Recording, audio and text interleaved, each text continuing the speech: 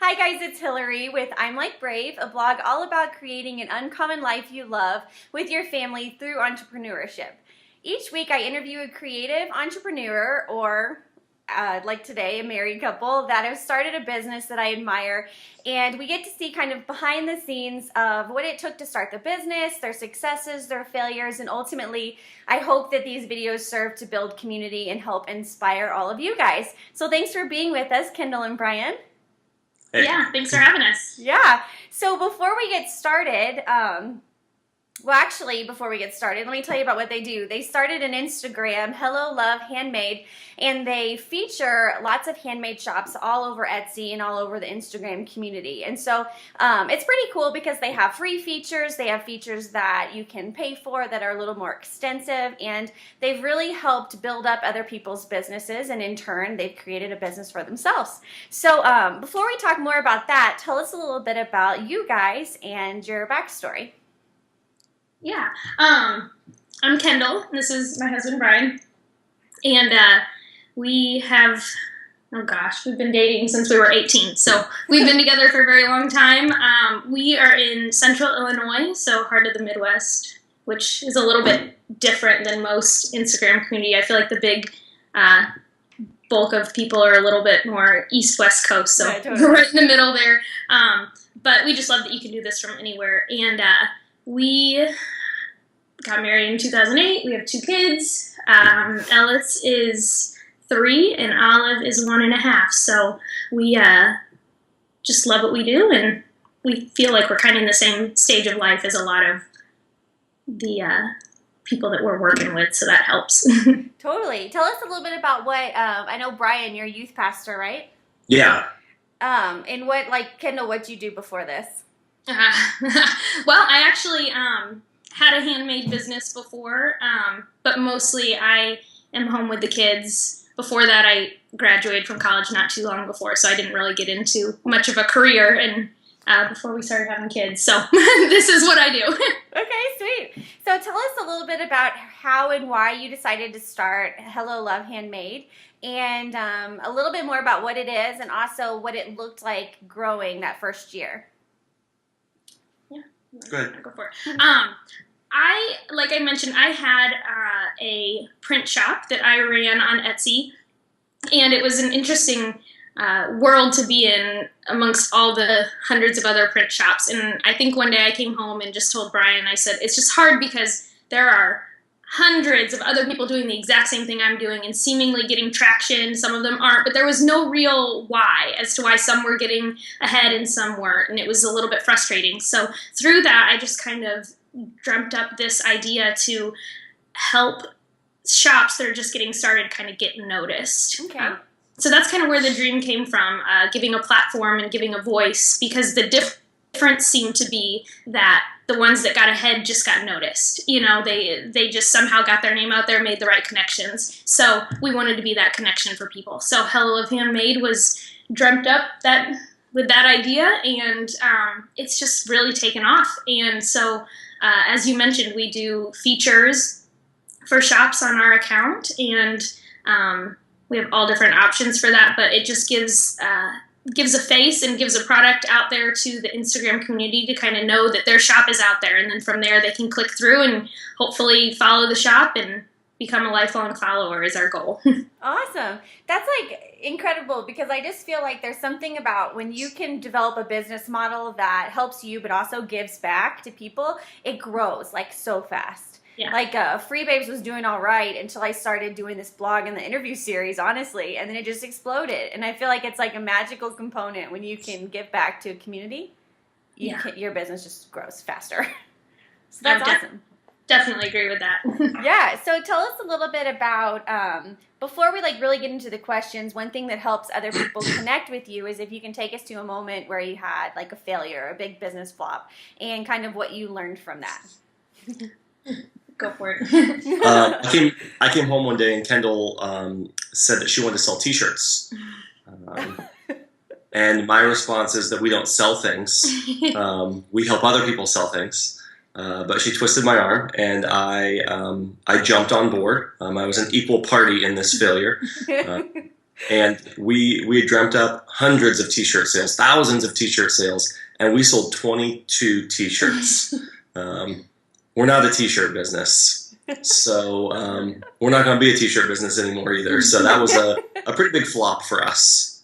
Yeah, and I think really what it just kind of taught us through that is just to stick with your niche. And we see this a lot in other little handmade shops, is they'll be selling one thing and all of a sudden out of nowhere they jump in with a new product, maybe because they saw it was working for somebody else. Mm-hmm. And I'd probably say that was kind of what we chased, was like, oh, everybody's selling t-shirts and they work so well and we have a huge following, so why would we not jump on that train too? And you build up your followers and your base based off of what you do. They come to you for a specific reason. So when you throw something else out there, it just doesn't always work. So we learn to stick with what we've got, what we're good at.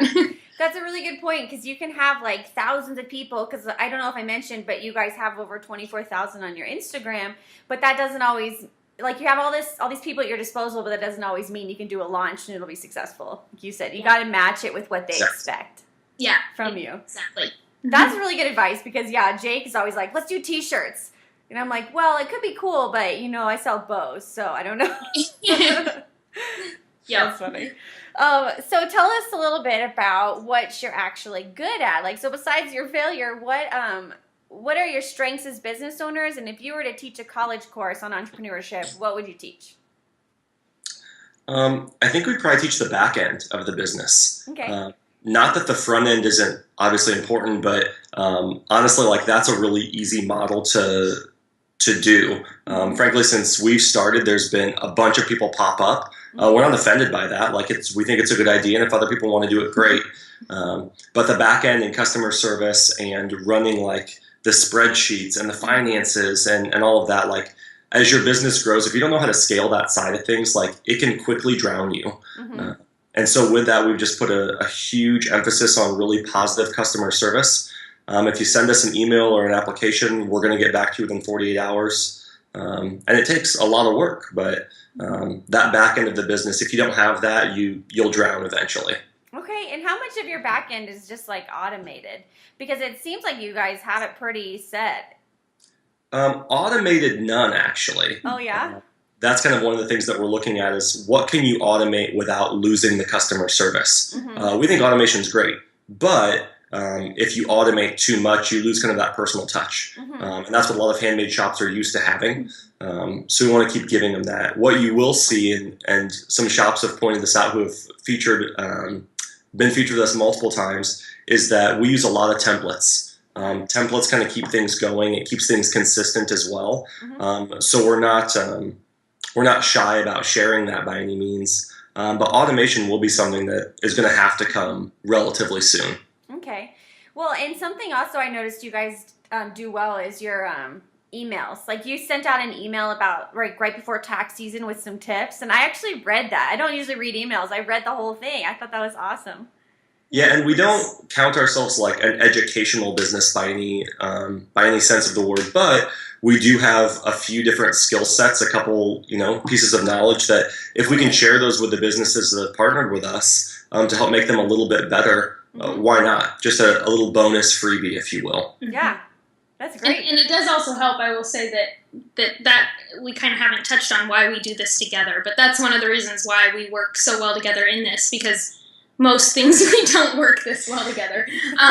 House projects keep us apart. But with this, Brian is very good at doing the logistical, organizational side, and that's why I do think that maybe some of the smaller business I've started in the past haven't maybe panned out, because I haven't had that help, and I've tried to do it myself, and I'm not so much on that side. So I'm more of the hands-on feature posting, and searching through the shops, whereas he's doing the back end. Of organizing. So we really do work well together in that. That's awesome. Cool. So tell us a little bit about what has been, like, hands down, the best business decision you've made so far with this business.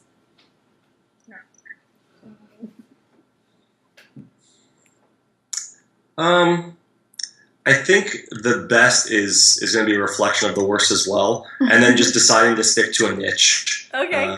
Yeah. We've tried a lot of different things. We've tried a lot of different features. If you've been with us since the beginning, you've seen all sorts of different features, and we kind of learned not just what people liked, but what worked. We want to be really upfront. We're not a business that's going to promise you hundreds of sales on day one. Honestly, if you got 100 sales for a lot of these shops, they wouldn't know what to do with 100 sales. It could hurt them pretty quickly. But we just said, we're really good at helping give businesses exposure. It's their job then to know and learn what to do with that exposure to make their business even better. Okay. So sticking to that niche and knowing kind of what we're good at, that's been a real positive for us. Cool. So what would you say has been one of the best marketing tactics you've used so far? Like, what works for you guys to market your business? Yeah, we spent a lot of time trying to figure out like if there were any different avenues that we could go down. Looked into like Facebook advertising, some different things, but I think just based off of who we are as a business, we do everything almost solely on Instagram, and so we found that just viral Instagram sharing is the absolute best way. And I know that a lot of people have shied away from the share for share and share this picture to get this in response. We don't shy away from that. We ask for people to share. If they have a feature with us, they need to share our image on their Instagram account. And that is for them too, to help it gets their followers excited and sends them over. But we do find that viral sharing, that's another, if they have 1,000 followers, that's another 1,000 followers that may not have heard about Hella Love Handmade that can then come back and follow us. So just that, I think, as you touched before, a lot of the win-win businesses and are the ones that'll pick up the traction. And so I think that's helped us a lot. Totally. And that's obviously free marketing for you. Yes. And that's like the best type of marketing. I just feel like figure out something that is a win-win for everyone, because there's no need to pay for marketing. Like, you can find something that's going to be mutually beneficial, I feel like. No, I agree. Yeah, and then the other thing with that, and this is part of the free marketing, the sharing, is that we're really big on collecting email addresses. Instagram's going to die someday. I'm going to get a notice in the mailbox from Instagram here soon for that statement. But you kind of see the original Facebook years ago is not the Facebook that it was today. And so it's probably going to happen with Instagram too. Yeah. So if we have a heavily populated email list from all of our past clients and all of our followers and things like that, if and when we need to adapt because of social media adapting, we'll be able to take those people with us, as opposed to just saying, hey guys, the ride was fun, sorry, it's over. That's way smart, yeah. Totally. Because I think Instagram probably is going to become like Facebook, where you used to get all this viral attention and now you have to pay for it, and you get like 100 people for $40. So I think you're right. So there's a big, huge thunderstorm rolling in. That's why I turned my light off. It's like way dark outside. So who inspires you guys in business? Like, what entrepreneur, if you had a chance to sit down for coffee with them, who would it be, and like why? For me, it'd be a guy named Michael Hyatt. Not in our industry at all. But he's really good about understanding your platform, understanding the back end of a business, knowing how much work it takes and how much education you've got to put in it. If you're not educating yourself and trying to get better, somebody else is. And somebody else is going to get noticed more than you. And a lot of times that person that gets noticed more than you, it's not that they're a bad person, but a lot of times your product is better. So just understanding how to get out there. And he's just really big on that side of things. And he has a great story to tell for it as well. Cool. And where do you find him? Like, is it michaelhyatt.com or? Yeah, it's michaelhyatt.com. Okay, cool. What about you, Kendall? Yeah, I think obviously mine's a little more in the world that we're working in. As we've touched on a couple times already, I do love businesses that give back. Businesses that are always looking for ways to give back to the community and help in that way. And so a few of the ones that I've just always loved to follow are going to be like the Go Shout Love and the Ollie World, and different places like that with purchases you're giving back and you're helping the community. And they feature, Go Shout Love features a different kid every month, and their proceeds go to help out the families. And so, yeah, I think it would be really fun to sit down and just hear their stories and to hear, the ways that they've helped and the good that they've done. And I just, yeah. Yeah, I haven't even heard of them, so I'm gonna have to check them out. And that's their Instagram? Yes. Okay. Okay, so for you guys, what would you say are your weakest areas of business? Like if you could have this, and this answered right now, it would just make your business explode.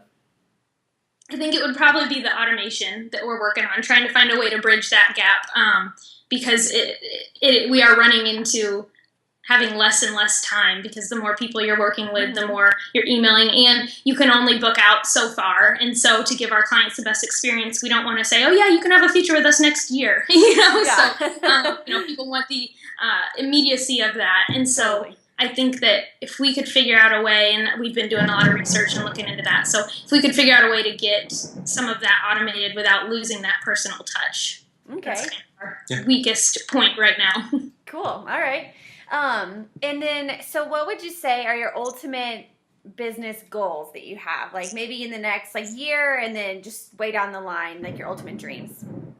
So we share a lot, but we're going to keep a little bit of secret. But we will say this. So we're meeting with a developer next week Cool. to kind of look at taking Hello Love Handmade, not just to the next level for us, but more importantly for the shops. Uh-huh. We just finished up, or have a couple days left, of a survey that we've been taking for anybody who's had a feature with us. And the results are, for the most part, really good. And to a certain extent, we're not that we're surprised by good results, but we just didn't know quite how good they were. But so we want to say, hey, let's take those good results. Let's also take some of the negative. We've gotten some pretty solid negative results as well. It's not as many. But what can we do, and how can we kind of morph and evolve into the next thing? Okay. It's going to give our clients just, that big boost. So you'll hear more, I'd say, in the next couple months. Cool. After we meet with this guy on Monday. If we had answers, we'd tell them. I know that sounds really like, hey, we're going to tell you that we're doing something, but not tell you what it is. But we've still got a lot of decisions to make, so we're not sure exactly which way we're going to go. But our goals are always just to do what we can to get shops noticed. Okay. And so we're just working on better ways to do that, more ways to get them out in front of different platforms in different areas. So that's our goals and dreams, and hopefully we can share it with you soon. Cool. No, that's awesome, guys. And so just in closing, what advice do you have to other small business owners or people who are maybe thinking about starting a business? I'll go first, and then you can chime in. My kind of two big pieces are, it does take a lot of work to run even a small business. I think a lot of times people think small means easy. Small does not mean easy. But with that, we've learned our business is at its best when we're 100% where we need to be when we're there. When I'm working at the church, you're not going to see me working on Hello Love Handmade. When I'm playing with my kids, you're not going to see me doing it. But you're going to see me getting up at 5 o'clock in the morning, staying up till midnight some nights, and Kendall's the same. When you aren't sure where you're at and you're not 100% there, everything suffers. Business, family, work, whatever it's going to be. Totally. Yeah, I would agree. I guess my big thing that I say to almost everybody, and if I could tell every shop that we work with, is that everybody starts small. And so everybody starts at the bottom and has to work their way to the top. And the ones who make it there make the right connections, and they don't give up. That's the big thing. The ones who make it to the top are the ones who didn't give up. So just hang in there, keep going, and there's no difference between you and the shop that's at the top, except they've just been pushing a little bit harder. So keep pushing and you'll make it there. That's so great. That's what I say too. Always keep filling up your funnel with stuff, and don't ever stop to say oh, they said no, and then stop for a week and get upset. Just keep going. Just keep going. Completely agree. That's To awesome. steal a line from John Acuff, I think he said 99 positives are outweighed by 1 negative. Yep. Right. So just don't let that happen. Uh-huh. Great, guys. So where can people find you online or on the internet? On Instagram and at Hello Love Handmade, and then you can learn more about us and read all about our different features and apply to be featured at HelloLoveHandmade.com. Okay, awesome. So thank you all for joining us and listening to Kendall and Brian's story. And if you guys have any other questions for them, you can leave them in the comments section back on the original Q&A written blog feature at www.imlikebrave.com. Thanks, guys. Awesome. Thank you. All right, have a good Monday, guys. Bye.